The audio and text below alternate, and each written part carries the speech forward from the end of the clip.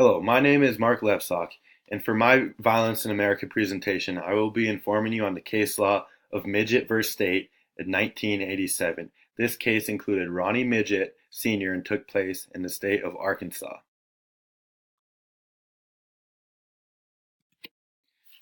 This case included a homicide. The reason for this criminal trial was not to decide whether Ronnie Sr. was innocent, but decide whether Ronnie would be charged with first-degree murder or second-degree murder. This is important because it would drastically change the amount of time that Ronnie would have to serve. First-degree murder. As I said, Ronnie was originally charged with first-degree murder. First-degree murder is intentional murder that is willful and premeditated with malice afterthought. The main points are that it's premeditated and deliberate. Ronnie wanted to appeal so he would receive a second-degree murder charge. With Ronnie being charged with first-degree murder, this was the reason for his appeal. He was arguing that it was not premeditated or planned, and so he would reduce his sentence. This was a very controversial case, however. The second the case was ruled, it was under review at the University of Arkansas's Little Rock Law Review. And so it was so controversial because of the issues and the reasoning behind the ruling. Not to mention that this was a child abuse case, and it was the death of a little boy, and so it was of high profile. The issues of this case. This was a child abuse case that was first resulted in first-degree murder. The issues on the appeal was whether the state's evidence was sufficient to sustain the conviction. Ronnie Sr. was arguing that it wasn't premeditated or deliberate, and that the blows to the abs and chest to the child did not cause the death.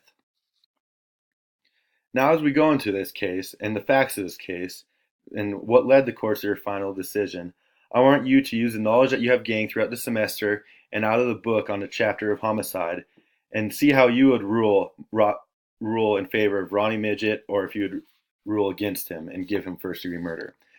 Ronnie Midgett Sr. was 6'2", 300-pound man, and his son was only 8 years old, who weighed around 40 pounds.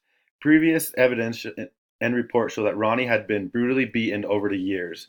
Ronnie Jr. blamed these bruises on his older 10-year-old sister due to rough housing and play. The wife and the mother of the Midgett household was no longer living at home. The older sister testified, saying that the father had never abused her. However, on multiple cases, he witnessed his father beating Ronnie, and the beating ranged from choking to punching. The day of the death. Ronnie died on a Wednesday. His father rushed him to the hospital, saying that, quote, something was wrong. After the autopsy, the results were in. Ronnie died as a result of intra-abdominal hemorrhage caused by blunt force. The results showed that Ronnie was malnourished and his body had fresh bruises and old bruises from the times before. All the evidence of the case has been in. The appellate court ruled that Ronnie Sr. did not, however, intend to kill his son, but just was trying to discipline him, and in a drunken, heated rage, he did so. And so Ronnie was charged with second-degree murder. Why did the court hold this? First and second-degree murder, not only under statute, but generally have major differences.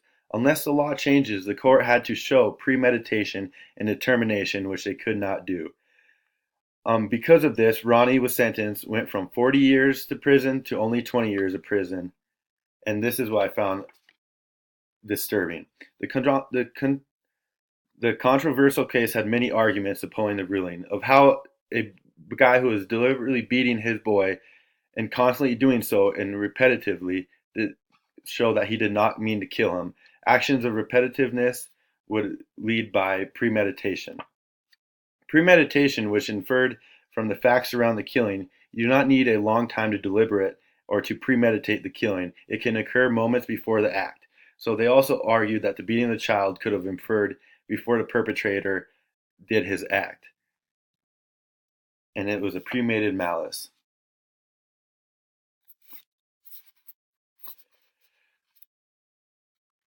As mentioned before, the case was a homicide case, and the Uniform Crime Report defines it as the willful killing of a human being by another, and it occurs between 5 per 100,000 individuals.